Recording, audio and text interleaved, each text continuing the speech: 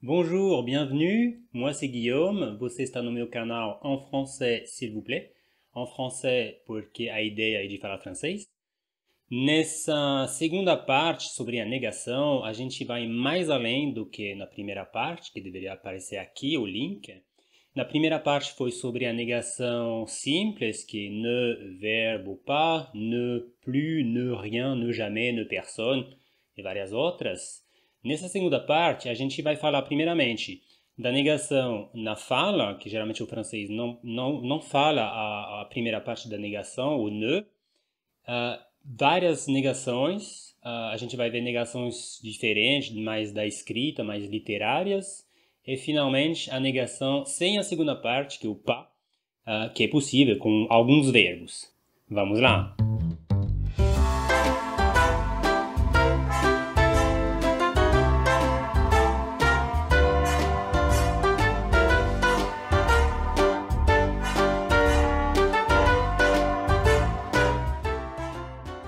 Deuxième partie, très importante, à l'oral. En français, le ne de la négation n'est presque jamais utilisé. Il est obligatoire à l'écrit, parce que sinon c'est pas correct, mais à l'oral, le ne de la négation sonne un peu formel en réalité. Et donc on a une conséquence phonétique super importante à l'oral, parce qu'on va faire la liaison entre le je et le verbe. Alors pourquoi c'est important ? C'est important parce que le je perd le e pour faire la liaison, para se juntar com o verbo. Par exemple, je plus le verbe habiter, qui commence avec un H mais avec un son de voyelle, j'habite. Apprendre, j'apprends.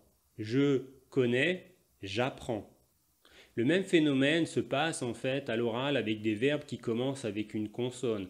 Par exemple, je comprends. On dit souvent à l'oral « je comprends ».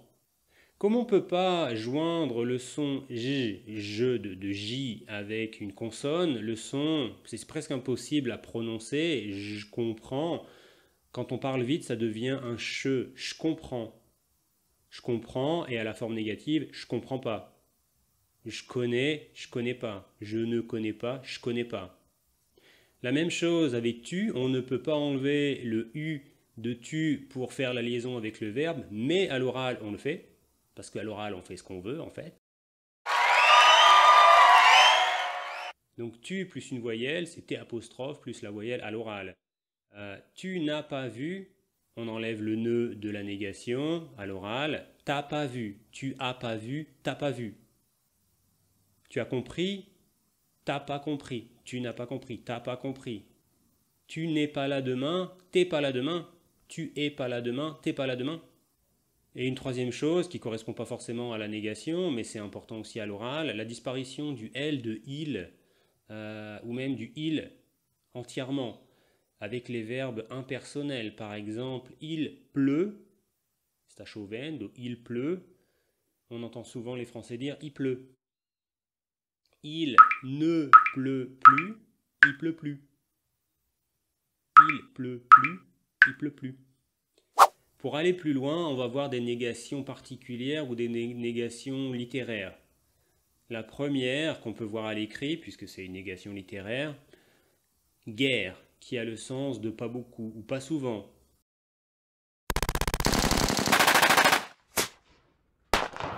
Il n'avait guère le temps de s'occuper de ces choses-là. Il n'avait guère le temps de s'occuper de ces choses-là. Il n'avait pas beaucoup le temps de s'occuper de ces choses-là. Mes voisins ne sont guère chez eux. Mes voisins ne sont guère chez eux. Mes voisins ne sont pas souvent chez eux. Deuxième négation particulière ou littéraire, nul. Nul, N-U-L au masculin, N-U-2-L-E au féminin. Vous n'avez nulle raison de résister. Vous n'avez nulle raison de résister. Un autre exemple, à l'impossible, nul n'est tenu. À l'impossible, nul n'est tenu. Ça veut dire que personne n'est obligé de faire des choses impossibles. Ils n'ont nulle raison de s'inquiéter. Ils n'ont nulle raison de s'inquiéter. Ils n'ont aucune raison de s'inquiéter. Et enfin, nulle part. Tu aurais pas vu mes clés? Non, je ne les ai vues nulle part. Tu as pas vu mes clés? Non, je ne les ai vues nulle part. Em lugar nenhum. Nulle part.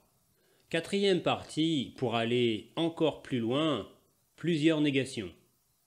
Plus jamais, nunca mais, plus jamais, je ne ferai plus jamais cette bêtise, par exemple. Jamais personne. Il n'y a jamais personne aux ressources humaines avant 9 heures. Il n'y a jamais personne aux ressources humaines avant 9 heures. Jamais aucun.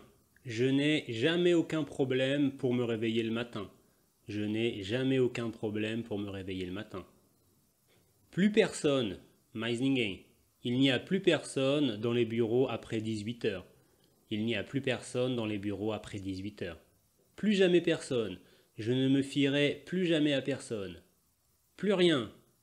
Il n'y a plus rien à boire. Tem mais nada para beber. Il n'y a plus rien à boire.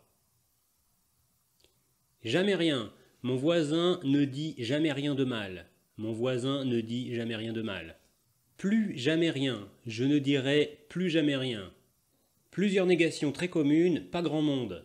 Il n'y a pas grand monde ce matin dans les rues. Il n'y a pas grand monde ce matin dans les rues. Et pas grand-chose, on ne fait pas grand-chose à la maison le dimanche.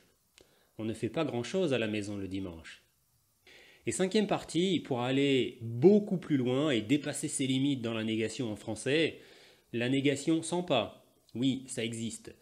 Avec 4 verbes, on a pouvoir, savoir, oser, cesser. Quand on parle d'une manière un peu plus formelle, peut-être, on n'est pas obligé d'utiliser le pas de la négation avec ces 4 verbes. Par exemple, pour pouvoir, je ne peux pas l'accepter. Je ne peux l'accepter. Je ne peux l'accepter. Avec savoir, je ne sais que faire. Avec savoir, je ne sais que faire. Avec oser, il n'ose y penser. Il n'ose y penser. Ele nem ose. Ele nem ose pensar nisso. Il n'ose y penser. Et enfin, avec le verbe cesser, il ne cesse d'importuner sa sœur.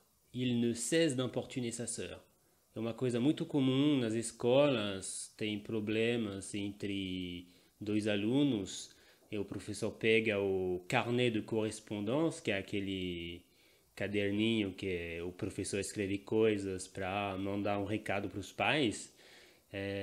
Quando um aluno não para de importunar todo mundo, o professeur escrevait assim: il ne cesse d'importuner ses camarades.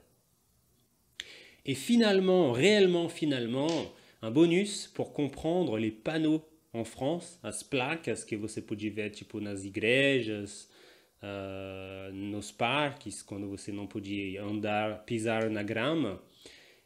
Prière de ne pas stationner. Aí não é nas igrejas nem na grama, mas é o estacionamento. Prière de ne pas stationner. Quer dizer, você não pode estacionar aqui.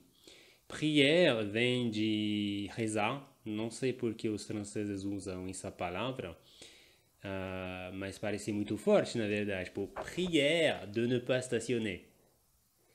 Et un dernier, défense de marcher sur le gazon. Défense de marcher sur le gazon. Você não pode andar, pisar na grama. Défense de defender, você não pode. Défense de marcher sur le gazon. Ou un autre avec prière dans les églises, là ça a plus de sens. Prière de respecter, pas l'intimité, non, prière de respecter le silence de ces lieux. Voilà, c'est fini, c'est tout pour aujourd'hui. Merci beaucoup d'avoir suivi cette vidéo. J'espère qu'elle a répondu à vos questions sur la négation. Si vous avez des questions supplémentaires, si vous avez des doutes, n'hésitez surtout pas à les laisser en bas dans les commentaires. Je me ferai un plaisir d'y répondre. En attendant, je vous souhaite un bon dimanche, une bonne semaine et je vous dis portez-vous bien et à la semaine prochaine. Salut!